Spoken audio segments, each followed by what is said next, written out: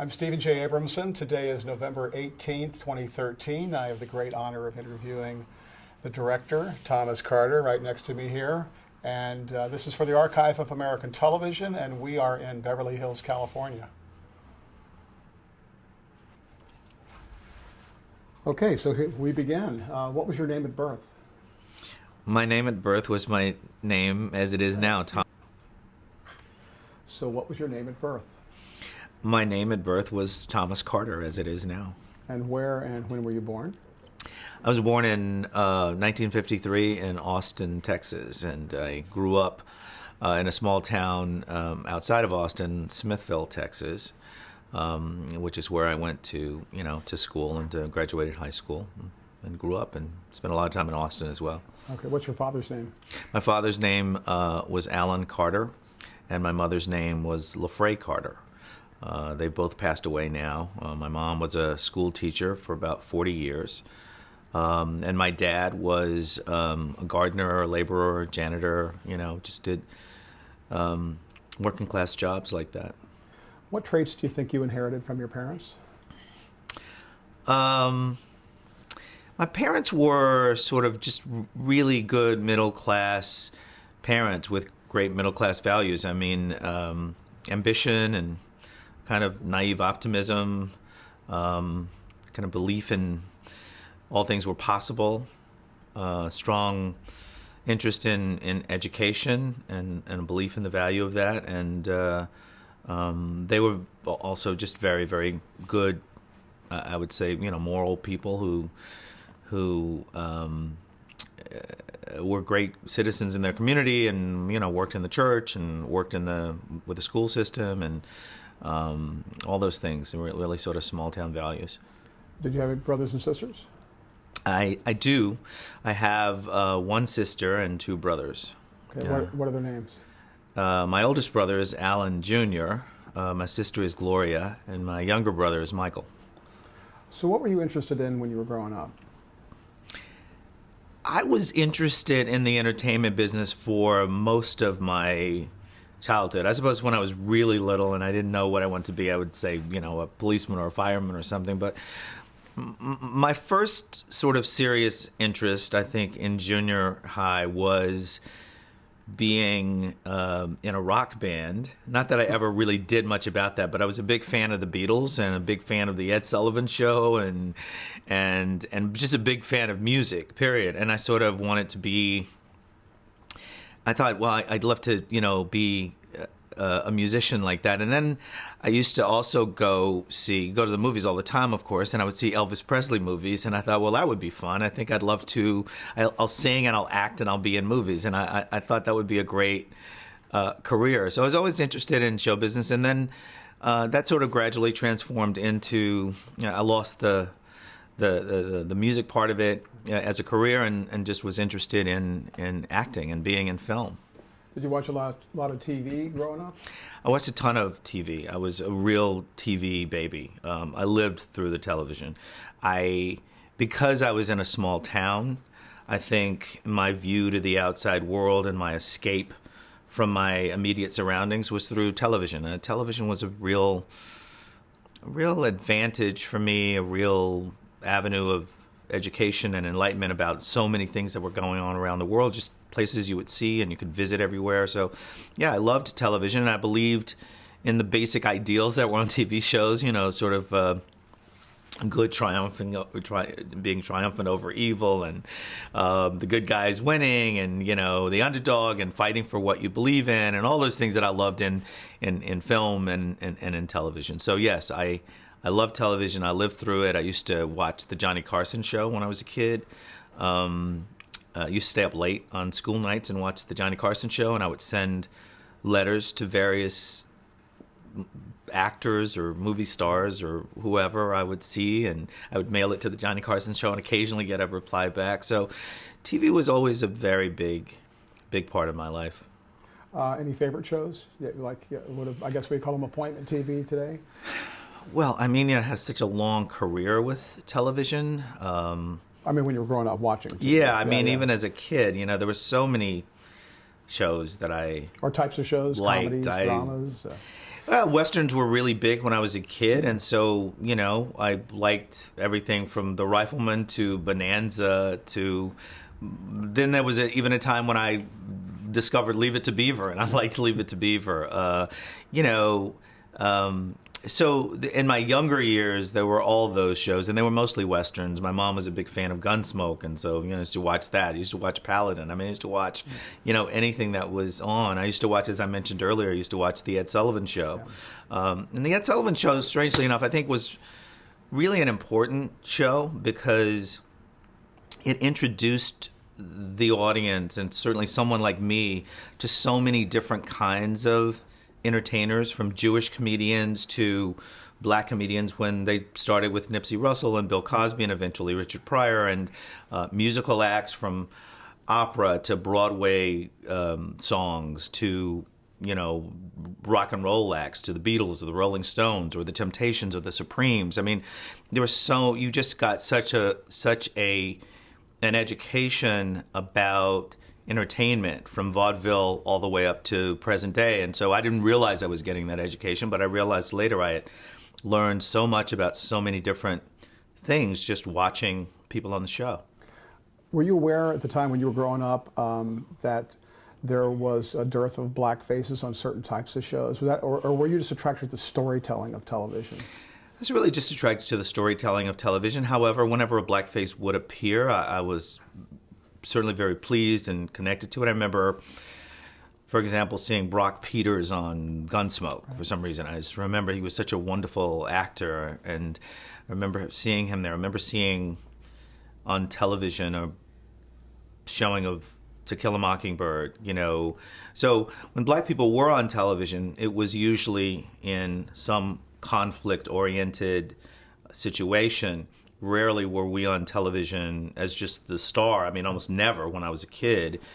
And rarely were we on television as just, incidental characters. So when that happened, it was impressive to me. I remember when The Outcasts came on, which was a Western that was on for a short period, and had a black character and a white character as cowboys in a Western. I remember when the Mod Squad came on, and it was such a big deal, and it was so cool because Lincoln Hayes was, the black character on the show, and there was one black, one white, one blonde is how they advertised the show. And so that was I was very much a part of that sort of rebirth of black talent on television in various characters, and was very happy to see that happen. Where'd you go to high school? I went to high school in Smithville, at Smithville High School, which was again, a small high school. I think there were probably about 86 people in my graduating class. What did you want to be when you grew up? I wanted to be an actor. I mean, I certainly by high school I wanted to be an actor, and then I got involved in theater in high school, and and that was very, very good for me. I was interested in doing things that sort of in my hometown were not readily available. I mean, there was no film there, but I certainly was interested in being in theater. I was interested in reading plays and reading great literature and all of that. And I was in a play. I remember we did a play, You're a Good Man, Charlie Brown. We did a production of this play. And I was the only black person in the play, and I played Schroeder, who plays the piano. And in the play, Lucy, and in the comic strip, Lucy has this crush on Schroeder, and wonders when they grow up, will they get married, or she's just always trying to, and he's just so obsessed with his piano. And of course, I was the only black person in the cast, which meant that the little girl who played Lucy was white. And I was in high school. We did this play and did a production in the high school auditorium. And I remember one of the kids' fathers, one of the cast members' fathers, got up and walked out when that moment happened on the stage. And so I was in a very a town that was trying to grow. We had only integrated, I think, in 1966, and sort of slowly even at that. And so it was a time of great change. The civil rights movement was going on, and so it was just little mirror images of that in my little hometown. So college, where'd you go to college? I went to college at Texas State University in San Marcos, which Lyndon Johnson went to, who was a famous alum of that school. And your major? My major was theater. I had a major in theater and a minor in English. So tell me about your move to Hollywood. When did you decide you wanted to move out to LA, and why? Well, I decided I wanted to move to LA. I always knew I was coming to Los Angeles. I had an older brother who lived out here. I visited LA a number of times in the summer just to visit my brother and his family.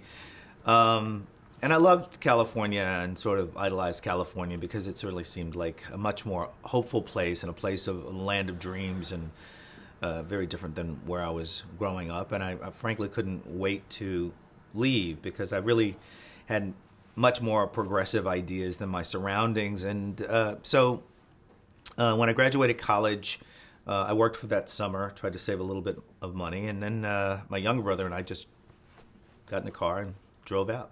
So you came out looking for acting jobs, I assume? Yeah, I came out wanting to be an actor, intending to pursue an acting career, which is kind of what I sort of, I hit the ground trying to do. I mean, I went to visit, I got a list of theaters all around the city and went to any place I could and tried to audition for whatever I could. I had met when I was in college, I had been responsible for programming some of the events that came through the student union, and so I had known over the phone an agent out here who was just somebody who represented somebody that we had booked, and so I contacted him, and then he suggested I get in an acting class out here, and I did that, and so I just started trying to build, contacts and build a life in an acting world out here.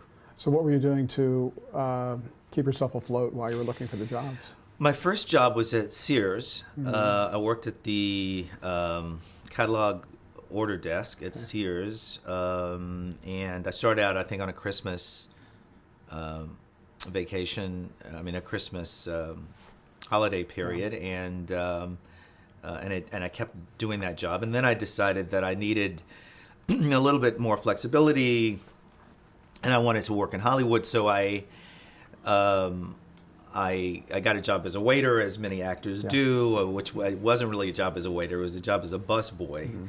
And I worked up on Sunset Boulevard and was in acting class and was sort of doing that sort of normal, classic life of an actor, working in a restaurant and trying to go on auditions when I could get them and trying to get an agent and trying to get connected. And the first agent I got, I guess, was a commercial agent. So I was trying to do commercials, and then I got a theatrical agent as well. So what was your first TV role? My first TV role was, actually, I got my SAG card on a pilot called The Cop and the Kid, which I had a very small role in. Terry Liebling and Len Stallmaster were casting, and I had met Terry Liebling on a general interview, and she had said, we might have something for you, and it was one of those things where I just kept calling, and they said, well, we're not doing that yet. Well, no, we're not. And one day they finally said, well, how old are you? And I was 21, I think, at the time, and they said the part was for a 16-year-old, and I was crestfallen for a moment. And then I said, but I can play 16.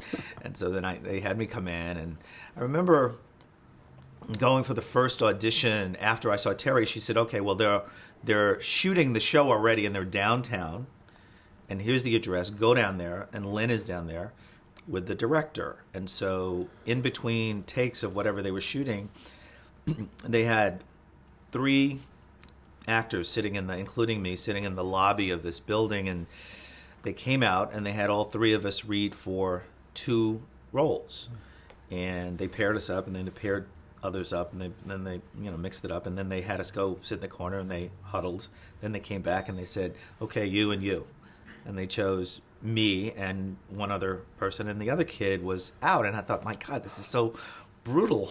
We're just sitting here, and they just sort of said, no, you're not getting it, you should go. But he was much more experienced than I was, and so he just took it in stride. He just thought, okay, I didn't get this role because I'm sure he understood that I'll just read for something else, hopefully tomorrow or next week, and I'll get whatever.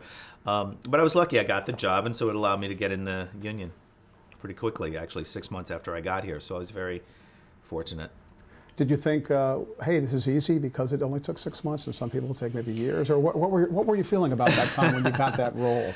Well, I had met other people, either friends who were actors or people in my acting class, for example, who had been out here a number of years and had not gotten in the guild.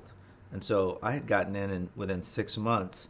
So this kind of naivete that I had about it all, I suppose, was served by my luck, that I did get in. So it didn't seem quite so hard, and I, like everybody, thought, well, I'm talented and I'll work, and and I'll this is how it should go, and they'll see me, and I'll be, people will recognize my talent, and I'll get work. So I thought it was going to be easier than it certainly is, but I was very fortunate, I think, in my early years as an actor. I mean, I came out here young enough so that I wasn't competing necessarily against people who'd been doing it for years or whatever. I was pretty much in a pool of some equality in that sense. But obviously there were a lot of people, and there were a lot of people to choose from, and there was a lot of competition. So I was very aware of that. But yes, I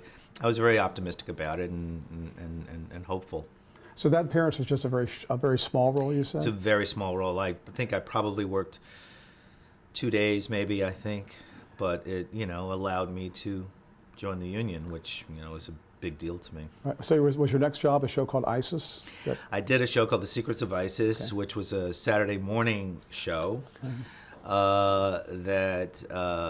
Where I played an African prince, and I had to affect this accent that I sort of made up from what I had heard, and I mean, it was a job, and it was a Saturday morning show, so it was a pretty simple setting and pretty simple dialogue, but I was happy for the work. Did the roles come easily for you in those early days? Once you got rolling? I think the roles did come fairly easily for me. I did work pretty quickly and fairly often. I certainly lost my share of roles too. But because I got on a TV show pretty quickly, I was on a TV show called Siznik, which was a Polish name of the lead character that Ned Beatty played. And I was one of 3 guys at a community center. I mean, it was a time when there was a lot of shows about, some sort of authority figure and a group of kids. And so we did that show. And so I got on that show, and we only ran for a season, but I had done my first series fairly quickly. And you were a regular, right, on that show? I was a regular on the show. That's what I mean. Yeah, it was the first time I was a regular on a TV show. But I did have that wake-up call of one day, I was going to work, and I can't remember if I got a phone call on the way right before I went to work, or if I went to work, and I just remember going back over there, and my parking space was gone. So I remember, all those classic things did happen to me. It was like all of a sudden that show that had existed, and I was on TV, and I was on a show, and then it was gone in a moment. Overnight. It was terminated, and it was as if it didn't exist, and everything moved on. And so that was just sort of a big wake-up call as to the transitory nature of what we do. Were you aware at the time of sort of accumulating, contacts? I mean, I know that James Burrows is one of the main directors of that show, and of course he's done amazing things since. Yeah. Were you aware of that process of kind of a career-long? I wasn't really. I've never been one who sort of amassed. I do know my share of people, but I've never sort of consciously tried to amass contacts or go to the right parties, or be in the right places, or be seen in any particular situation. It's nothing that ever sort of appealed to me. I had a different sort of dynamic that I emulated. The kind of actors that looked up to, Pacino and Hoffman and Nicholson after a while, and the ways that I felt like, they just sort of worried about the work, or at least that's how I saw it. I never really thought about the other part of it. I was happy. So, for example, working with Jimmy Burrows, it was clear to me, and that was early in his career. It was obvious to me, and without thinking about it, oh, he's good. And there was just something about the way he handled it that did make him, even then, stand out to me, a young actor. And I could see that. But I don't think I ever worked with Jimmy again because I never did that many comedies. I'm going to mention just a few show names that you appeared in, and just maybe give your reflection on each one, what the experience meant to you, or anything that might have been a highlight, anything. Let's start with you appeared on Good Times, big hit at the time. I did. It was a big hit, and it was kind of felt like a really cool job to have because I watched the show.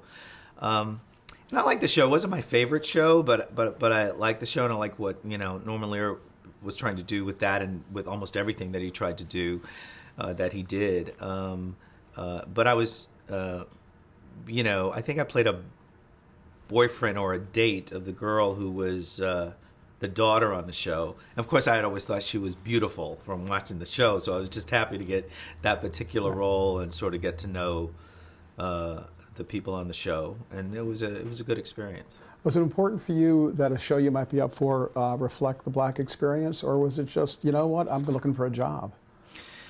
I think mostly I wanted to work, but I wanted to work in roles that would be interesting to me. That's kind of what was interesting at that time. I was very aware, of course, that there were people who were working to try to change the image of Black people on television and in film, and sort of increase the variety of roles. That was something that became increasingly important to me, that we be seen, not, especially being a young male African American. I was often reading for juvenile delinquent roles.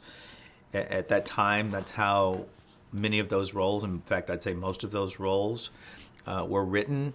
And so I was really tired of that, and I really thought, there's so much more. It's not the life I had led, and yet I was acting it. And so I thought, well, constantly more and more I would wonder, when am I going to see myself on television? When do I see the person that I was as a kid? The person who had two parents, the person who, was educated, the person who had the same hopes and fears and problems, or whether they be family issues or romantic issues or personal issues or job issues, that everybody had. That is something I really hungered to see as an audience member. Just as a television watcher, let alone as an actor. That was something I was very conscious of. Okay, MASH. Well, MASH, I had a very small part on MASH, but, it's sort of a cool credit because it was MASH. Because it's, an iconic television show, and those guys did what they did incredibly well. I was a little amazed at how sort of easily it all flowed. I sort of went on the show, and it was all pretty easygoing for all of them, which is kind of how it felt when you watch the show. But it was a comfortable experience. I was glad that I did it. What's Happening? What's Happening? What's Happening was not my favorite show. It was fine, but I didn't think it was in the class of some of the other shows that I loved. So I was happy to get the job, but it was nothing that special to me. On Ziznik, you were talking about that. Ned Beatty was the lead. He was a pretty established actor then. Were you? What was your approach being a kind of a relatively new actor working with veteran actors? Was it intimidating, or did you just kind of fall right into it? You found it easy? No, I wasn't very intimidated. I was a pretty confident young actor. I suppose there's certain company I could have been in that would have intimidated me. But, I remember I met Sidney Poitier and was friendly with him for a while and really had admired him my whole life. So that was just sort of slightly intimidating, just being in that company. But with Ned and on the show, that wasn't very intimidating. It was exciting to do the show. It was a challenge. I learned a lot about the dynamics of doing a show, the personalities of doing a show. Ned had his own very strong personality and dynamic with the producers, which sometimes was calm and sometimes was, eruptive. And so it was interesting just watching the process that we all went through, with everybody trying to, and particularly him being the lead character, trying to find a character that he believed in and wanted to play, and what the producers wanted and how I would fit into that. So no, it was exciting going to work all the time. I actually rather liked that.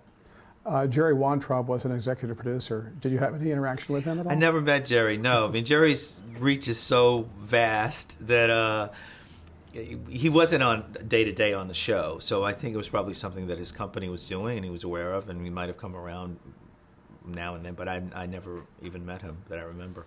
At that stage in your career, you were talking about Jimmy Burrows was a main director on that show.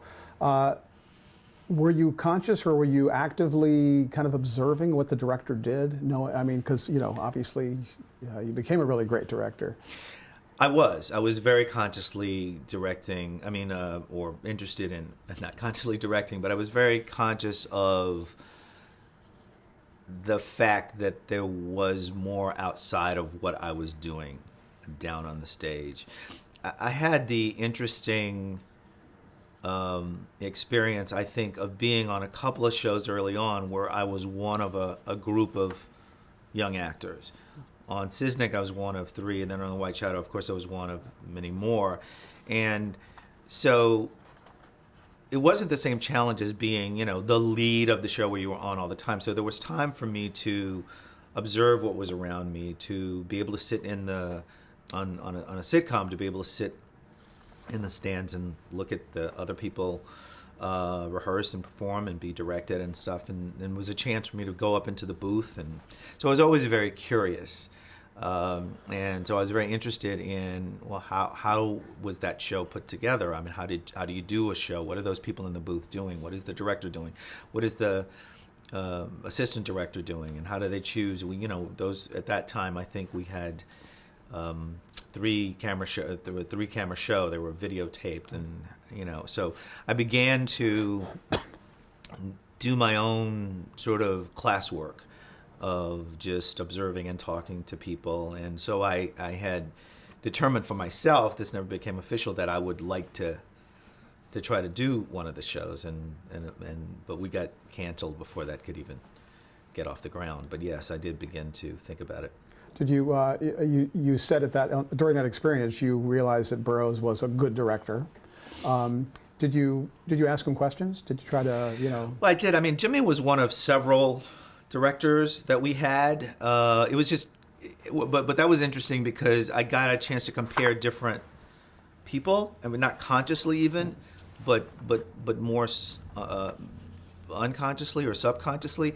But I could feel when we were working with him that there was a fluidity to what we did and what we were allowed to do and how we were sort of moved around the stage. And I wasn't sure exactly what he was doing, exactly how he was doing it differently than others, but I could feel the effect of what the work was, as an actor. So I did talk to him a little bit, but not a lot about directing, because I wasn't that,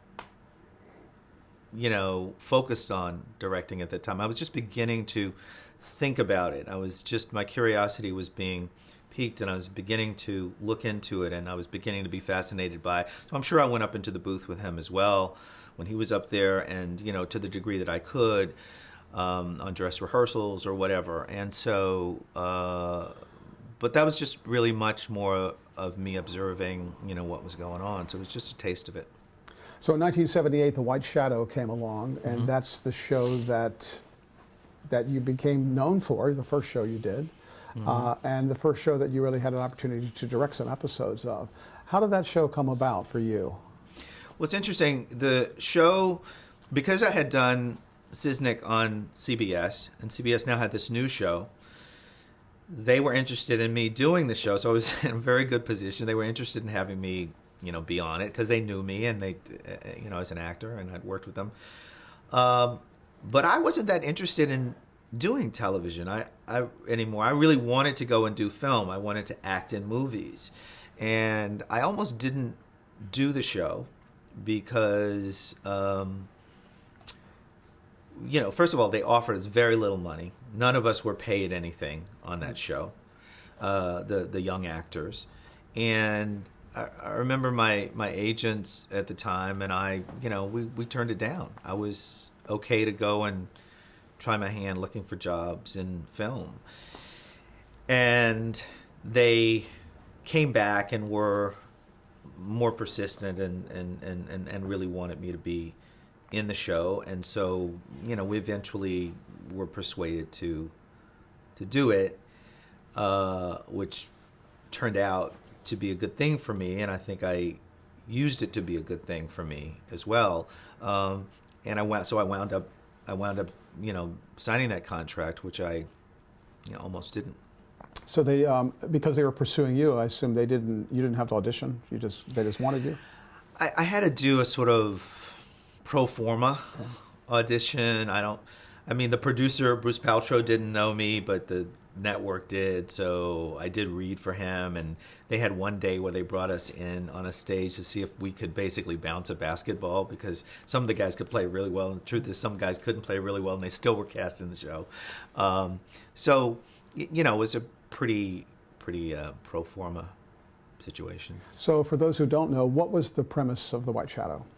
The White Shadow was a show that was created by Bruce Paltrow, and he tells the story of having a conversation with Ken Howard, who was the star of the show, in Williamstown, Massachusetts, where Blythe Danner, Bruce's wife, and Ken would do theater in the summer.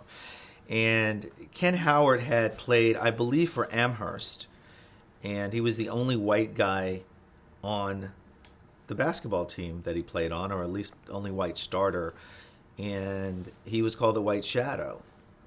And from that conversation, they, devised this show, which was, different from that, but where there was a pro basketball player who had a leg injury, could no longer play, and had been recruited to coach at an inner city high school. And so Ken Howard played that title character, and which was in Los Angeles, and in Watts theoretically, and I was one of the guys on the team. So you played James Hollywood Hayward. Yeah. Tell me about your character. Well, James Hayward was, I think he was probably the more mature of the guys, but kind of a leader, because he was a guy who was always sort of a little bit more serious-minded and a little bit more rebellious and a little bit more sort of independent in the positions that he would take, and willing to challenge the coach, particularly in the pilot, which kind of set the tone for that character.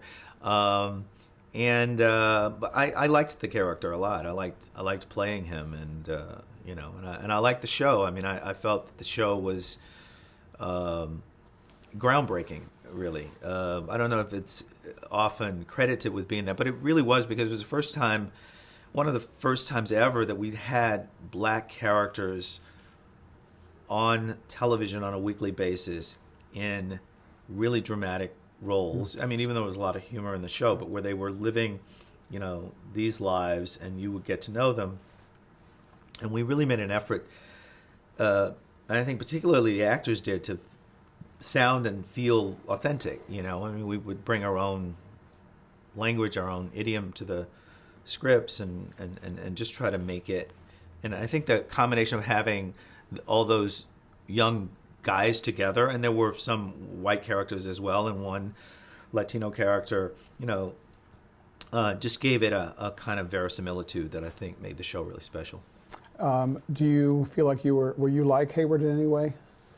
I was like Hayward, and I mean, as often happens in television, I think characters and the actors meld in some way, not always, but often. So yeah, I think my own sensibilities permeated the character. I think I think we sort of formed a bit of a marriage. I mean, I think if there were a character on the show that was going to become the director first, it would have been Hayward. and as an actor on the show, who's the first one who became a director, and I was one of a few people who became a director, and I was the first. So I think the kind of focus that I had personally, and the kind of focus that that character had, were things that we had in common. So you were well into your 20s when the show began. You were playing a high school student. What kind of challenges did that present for you?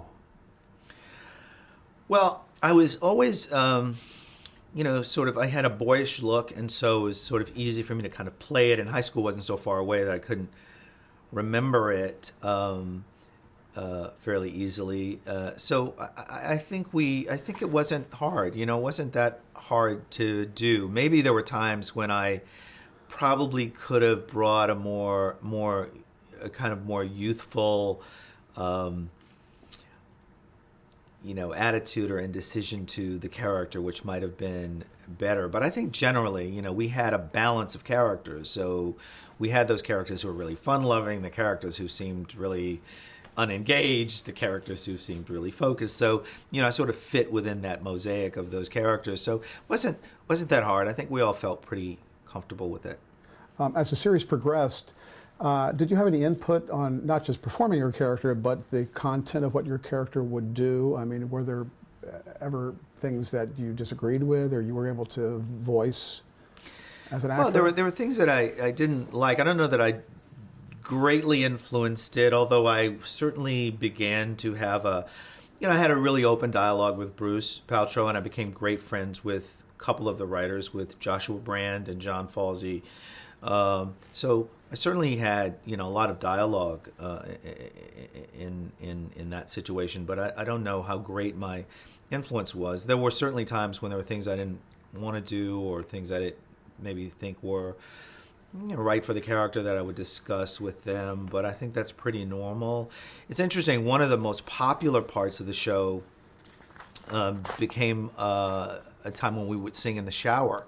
And I used to hate singing in the shower. I used to hate those things. I just thought, okay, my God, what do we turn the show into? But then, of course, we would air it, and people would love that we would sing in the shower. And I guess just because it just felt so much fun, and and so real to people, I think. It just seemed so spontaneous, I think. But I was much more interested in doing more serious things on the show. So you were there for the pilot, and you'd already done some regular episodes of several series by that point. Did the pilot, was it a completely different experience doing a pilot of a show? Well, I had also done the pilot to Siznik, which was, a very different kind of show. And I mean acting in it at that point, not directing. Yeah, acting in it. But do you mean acting in the White Shadow pilot? I guess as an actor, were you, in that you were going to be a director in the future, as an actor, were you aware that the pilot was a whole different process, I guess? I don't think I was. I mean, I always thought, I was just aware that I was really glad that I was getting a chance to, act and shoot film. So I liked that. And I liked that I was playing a character that was a little bit more, shall we say, realistic than what I played before. And so I sort of embraced all that. But I wasn't aware at all of what was riding on it from the network standpoint, or kind of how the game was going to be played after we finished shooting it. I didn't know any of those things. I naively expected that we'd get picked up and we'd get a chance to do the series, and I was lucky that we did, but we might not have, and I didn't really know that we would. I just sort of thought, this seems pretty good, it seems different. I think we should get a chance to do the series, and luckily we did. What about the transition from like a multicam sitcom type situation to a single cam for you in terms of the production process, the number of days shooting? How did you go through that transition? I think the difference between shooting the sitcom and shooting the film show, The White Shadow, was more pronounced for me in terms of acting style, because in the half-hour show we had an audience, a live audience in the studio, and unfortunately I didn't especially like having a live audience because I felt like they were sort of watching us rehearse, because they'd see all of our mistakes and they'd see everything. And so I didn't really like it. I wasn't uncomfortable having an audience because I'd done that in theater in school. That's all I had known before I came to California. But I sort of felt like this is an odd process. We're stopping and starting and we have to do something else again. And there's just people watching us. So I think I didn't give myself to it as much as I might have and as much as I should have and as much as I think you have to do in a half-hour show. Having said that, I was much more comfortable, I think, as an actor. It was much more natural for me to be doing film because even though we were in that process of working to make a scene right, it was a process with very few people, and it felt like something we were doing so that when we were finished, we'd present it to you so you could see what we had built. You could see, the sculpture that we had made and the painting that we had done. So I really felt more comfortable and liked it better. And it was different, of course, because we didn't rehearse the same way. In a half hour, you rehearse the whole show. You get new pages every day, but you rehearse the whole show and then you perform it. So it was much more like a play, sort of. And this was, film is something you do in little segments, and they may not be chronological. But that was all comfortable for me, But of course, I noticed those differences. How many shooting days was a typical episode? On The White Shadow, probably 7, I think, at that time. Was there more rehearsal put into the basketball sequences than the regular scenes? Or was there very little rehearsal?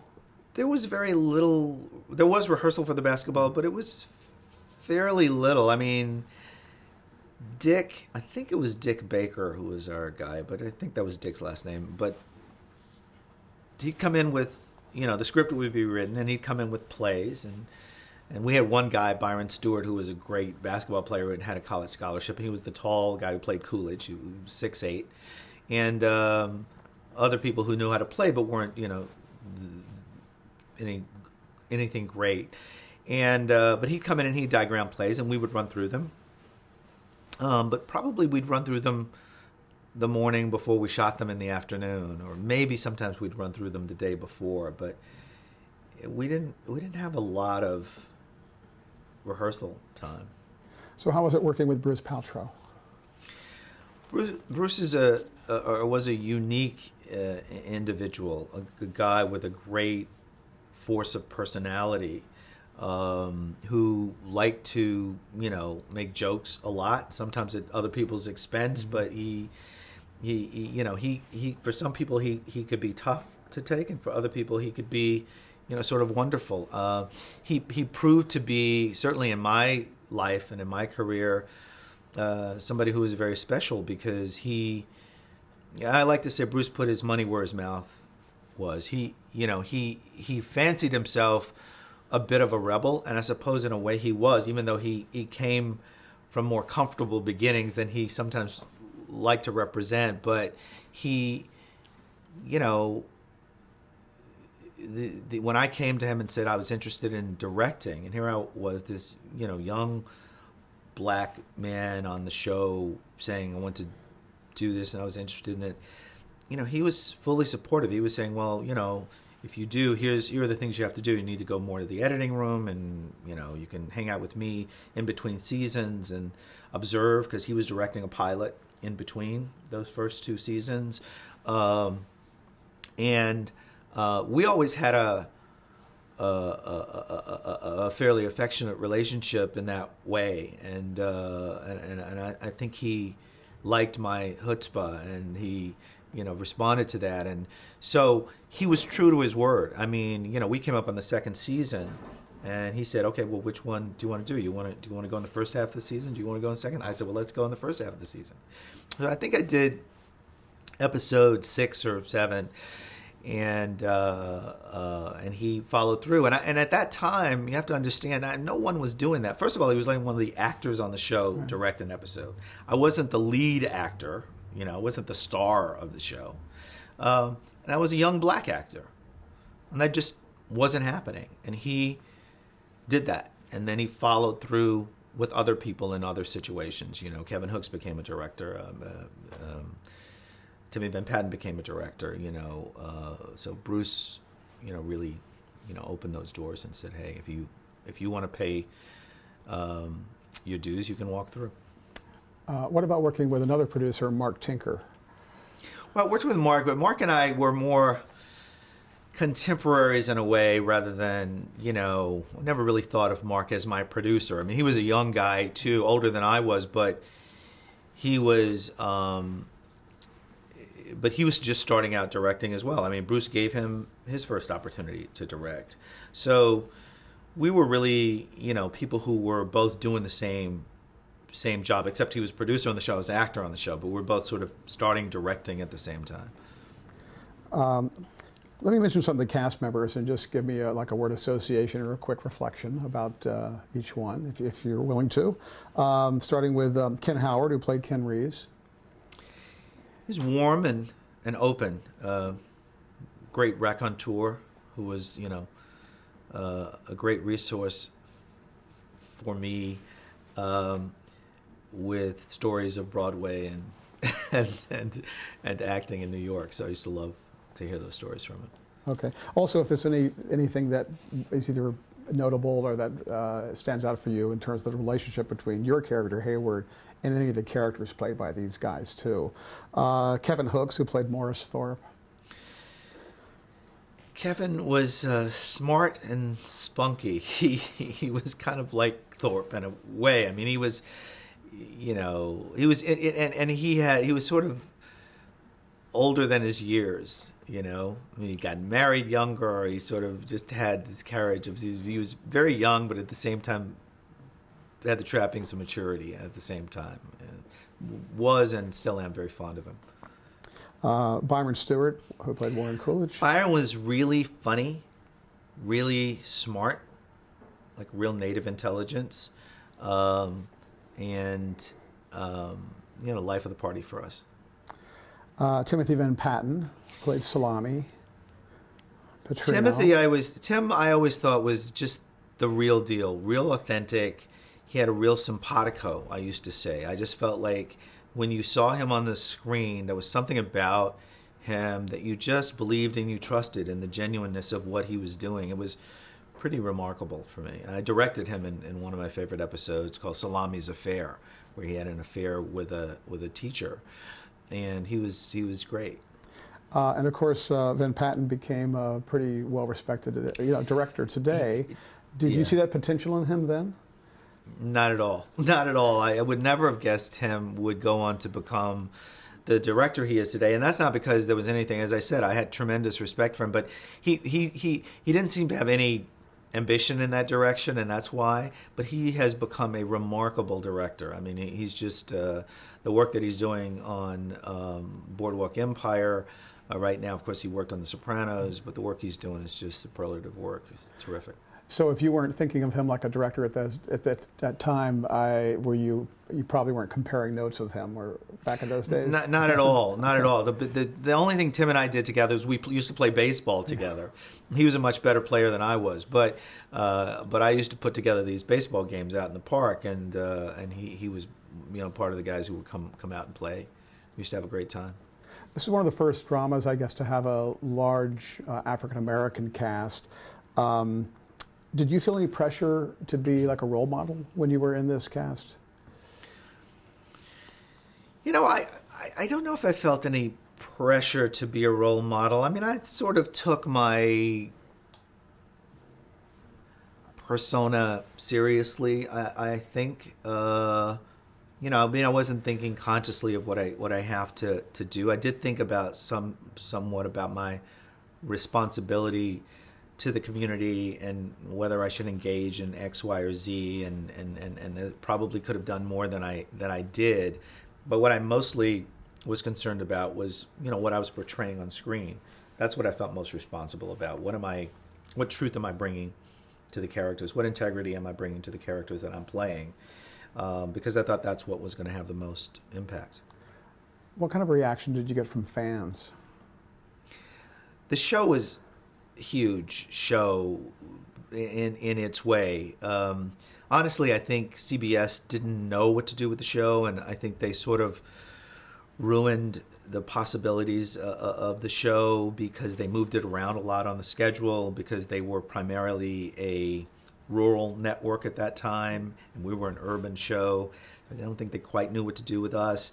But we had this incredibly loyal fan base that even today, people recognize me from the show. And I haven't acted in years. I mean, but I would go to New York and I couldn't walk, 2 blocks down the street without people just recognizing me and saying hello and saying how much they like the show. I mean, it just had a real intensity to it in terms of the people's loyalty to it, and not just from guys. It would be often young guys, and then it would be girls that I would run into, or who would became young women, and they would say, "Oh, I used to watch that show, and I used to watch it with my brother." So, I think had that show come on just a couple of years later, or had it been on another network that might have worked better for its audience, would have run a long time. But it definitely is one of those shows that made its impact.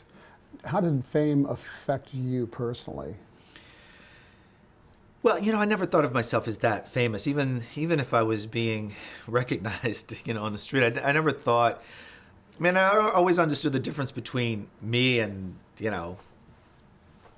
some movie star, somebody who was truly well known and revered, and so I knew I was recognizable, but I wasn't interested in being. I wasn't interested in living any sort of celebrity life, so I didn't sort of engage in that. I mean, I usually tried to shy away from it because it's just what was more comfortable for me. I was just always much more interested in the work, quite honestly.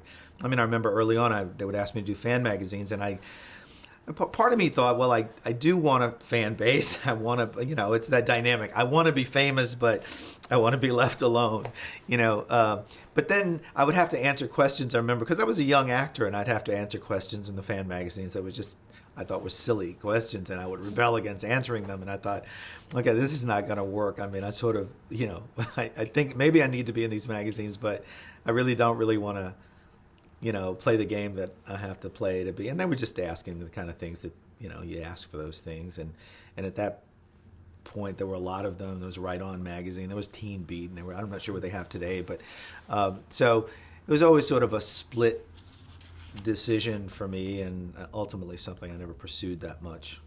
Well, besides the questions that maybe the fan magazine journalists might ask you, what about the fans themselves? Was there any sort of typical question they would ask you if you had a fan encounter? Well, I like talking to fans. I like talking to people who liked the shows I was in, or even today, people who, respected, work I might have done as a director. Because, we're usually talking about what they like about the show, or what they don't like about it, or, just their reaction to it. So I like getting that, or people sharing, what something meant to them when they were, watching it. Those things are very gratifying. So I do appreciate that very much. I appreciate that, and I appreciate that because the whole reason we're doing this is to reach people, is to touch people, is to engage them in story and character, and to somehow uplift, enlighten, whatever the case may be. And so I like that connection, very much. So, and usually people, they usually are talking about pretty substantial things and not silly things. So, I like that. So they didn't ask you about Hollywood's wardrobe? They didn't ask me about my wardrobe or anything or any of that stuff.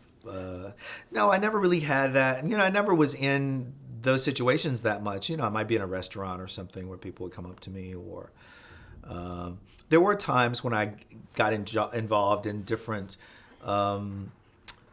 sort of pro-social groups where we were trying to keep kids off drugs, or I would go to high schools and we would talk about that to the high school kids. And so I didn't mind trading whatever they wanted to know about what we did or the characters with a dialogue about their lives, because I was as interested in them as they might have been in me, and you know, what were they doing and trying to be helpful in some way. So I did like that kind of engagement.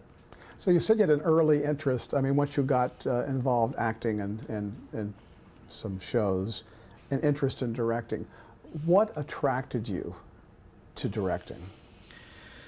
Well, I think my interest in directing, I think, began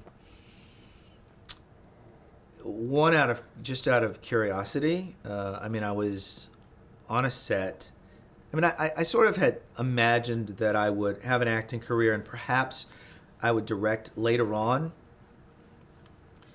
I mean, much later on, but I didn't really know what it meant. I just thought, I remember Paul Newman had directed a movie when I was, you know, a kid. And I thought, oh, well, I'd seen him act in all these movies, and then he directed his wife. And I thought, well, maybe, you know, I'll do something like that. Maybe I'll act, and then at some point I'll direct. But I didn't really quite know what it meant. I had directed one play because in college, because I had taken a directing class. And so I had to direct a play, a one act. And I wasn't sure if I would really know what to do. I was very much into acting at that point and not that interested in directing. I wasn't quite sure if I would know what to do, if I would have a clear picture of where people should move or how they should play the roles.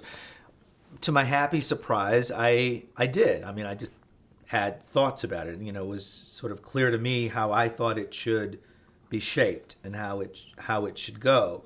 And so that was comfortable for me, and I thought, well, that's interesting, and I kind of liked it, not to the exclusion of acting. I still wanted to be an actor, but I liked it. So that was the first toe in the water for me, was in college. But when I came out here to be an actor, that's what I was focused on. And then, as I said, beginning with Sisnick, I sort of thought about it, but then of course when I was on The White Shadow, we were doing a film show, and we were there, you know, really shooting it like a movie, the interest became more intense and much more focused. And so I was at some points bored on the show because we had a lot of characters to serve.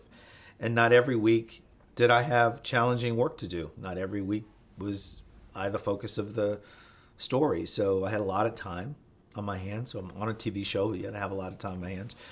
So I would come in on my days off, and I would watch the process. I'd watch, and I would talk to the camera operators and all these people who people rarely interview, but they like to talk about what they do, and they think they know a lot about filmmaking. And so they were very open about talking about what they did, or I'd talk to, you know, whatever, the production designer or the sound man or whatever. I would just talk to everybody about, you know, what they did in the process.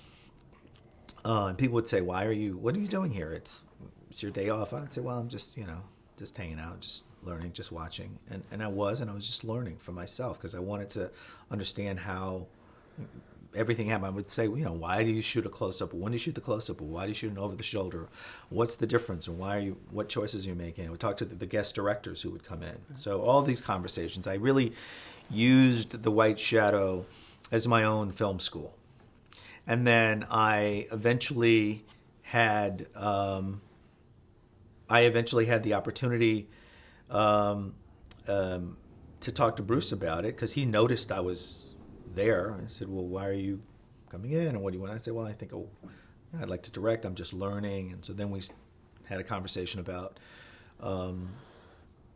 what would that involve, you know, for him from on his end, and what did he think I should do. And that's when, you know, we talked about the editing room because I hadn't spent any time in the editing room, and so I did. You know, just got more and more interested in directing and pursued it before I got my chance to do it in the second year. So let's talk about that first episode you directed after we changed tape.